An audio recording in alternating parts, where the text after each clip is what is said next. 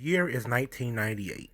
Titanic is still crushing at the box office with Armageddon at a distant second. ER and Friends are the most watched shows in the United States, both scoring double-digit ratings, a 17.8 for ER, 15.7 for Friends. Male singing group Next burned up the Billboard charts with their single Too Close. Brandy and Monica's The Boy Is Mine came in number 2. As a modernized version of the Michael Jackson classic, The Girl Is Mine, a duet with Beatles singer Paul McCartney. Meanwhile, professional wrestling is undergoing a renaissance. Just 2 years prior, a spark began which slowly grew into a raging fire. The iconic Hulk Hogan turned on the fans and went from aspirational hero the Hulkster to the twisted egomaniac Hollywood Hulk. Their beloved stalwart, Sting, was mistrusted and frustrated and began to undergo a transformation which would take wrestling to the epitome of good versus evil.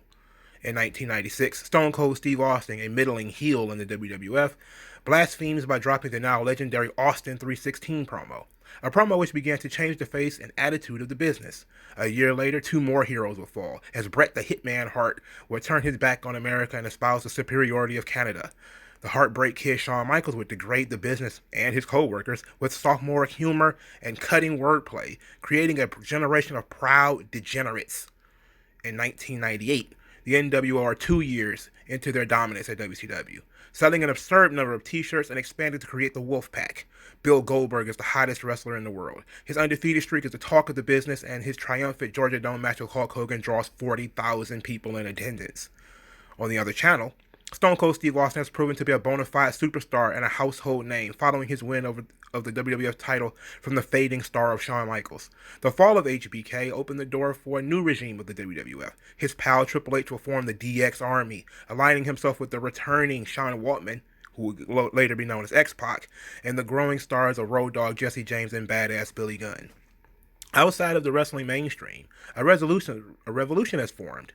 Led by master manipulator and cult leader Paul Heyman, ECW's influence, which included foul language, sexualized content and behavior, smoking and drinking on TV, among other vices, would soon permeate through the WWF and WCW, giving birth to cruiserweight divisions and hardcore divisions in both companies. A desire for blood and guts and fire and thumbtacks to be mixed with dramatic yet realistic storylines galvanizes the youth. ECW is a backyard band which everyone says is better than anything you'll see on MTV.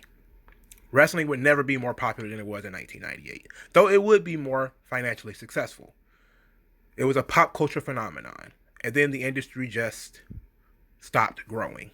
Since 1998, though it might not be completely true, that the wrestling business ceased trying to do new things. For the next 23 years, the crotch chopping of DX, the undefeated streak of Goldberg, the too sweet of the NWO, the cruiserweight divisions, the blood and guts of ECW would be a mainstay they would never leave.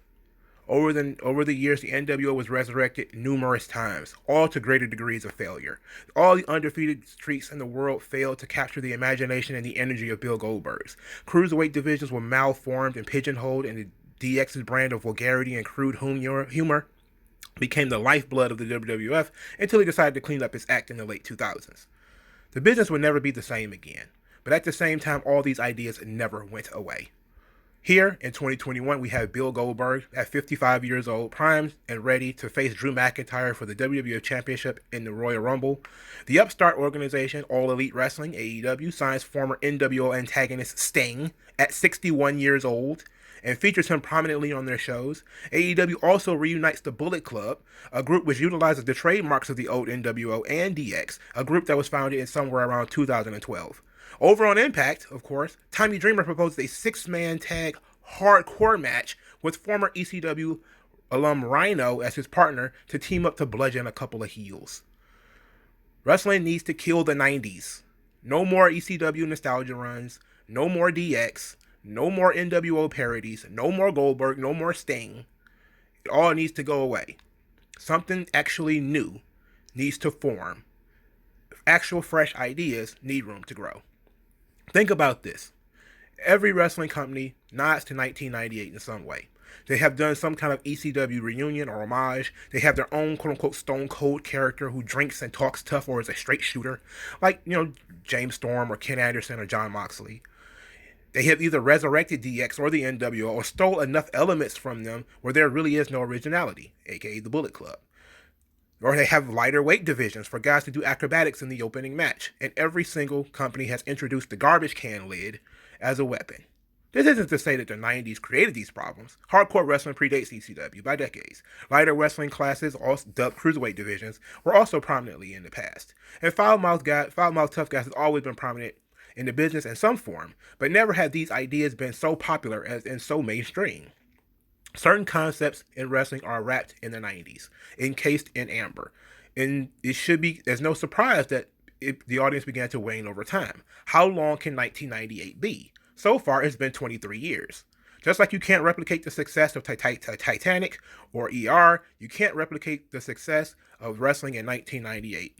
Truly smart people know this. So why are they still trying to? Well, it could be the fan base. The most coveted fan is the 18 to 34-year-old male, right? If you're on the high end of that, 34, then 1998 is your childhood. Wrestling was fun, exciting, and you love for it to be that way again. But it can't be. It also is an issue with the wrestlers, many of whom are in that 34-year-old range, give or take a few years. So these wrestlers today were the marks of the past and want to follow in the footsteps of their childhood heroes. But they can't. You can't be Stone Cold. You can't be DX. You can't be the NWO. You can't be the Sting of 1998. You can't be Goldberg of 1998. And that's okay. You're not lesser because you're different. Wrestling isn't lesser because it's not 1998 anymore. What it is delusional. It's delusional to hold on to things so tightly that are so long past their expiration date and still expect freshness from it. Time to make your own path. Time to let the 90s die. Take the 90s out back and put it down like Old Yeller. It will never be that way again. It was a moment in time, fleeting and electric. It will never be 1998 again. Sure, nostalgia may feel nice from time to time, and there is some value in nostalgia. The delusional desire to be a child forever is embarrassing. The audience needs to grow up. Realize ECW is dead. There is no new Stone Cold. There is nothing like the NWO. Sting and Goldberg don't have the spark or presence that they used to, and no amount of crotch chopping and two-sweening will make someone who lived through the originals think you're cool.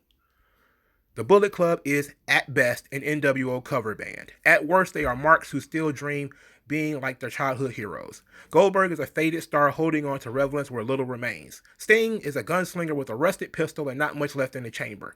There is nothing hardcore about watching fat, slow, late-stage wrestlers hit one another with items made of aluminum foil, and no, nobody gets over by beating you, Tommy. I lived the 90s. I lived it. Blissfully. I'm glad to see it recorded for posterity on DVDs and the WWE Network. I don't want to see modern renditions of the classics. I might not mind it. I might not bellyache as much as other people do about it, but I'm not a fan of it either. Wrestling has always been a business that held on to the past a little longer than it should, but holding on to 1998 for 23 years has been abysmal for the audience, especially for the youth. Us older fans need to let it go. The 90s are dead. You're an adult now. Childhood is over, depressing as it may be. This is the facts. And unlike others, I don't only mention this when it suits my agenda. It all needs to cease. But I'm not dumb enough to think that it will. The 90s nostalgia has proven to be marketable, and profit is king in this anemic wrestling landscape. So I accept it, and I expect it to soldier on. But no, the 1990s are dead. Still, long live the 1990s.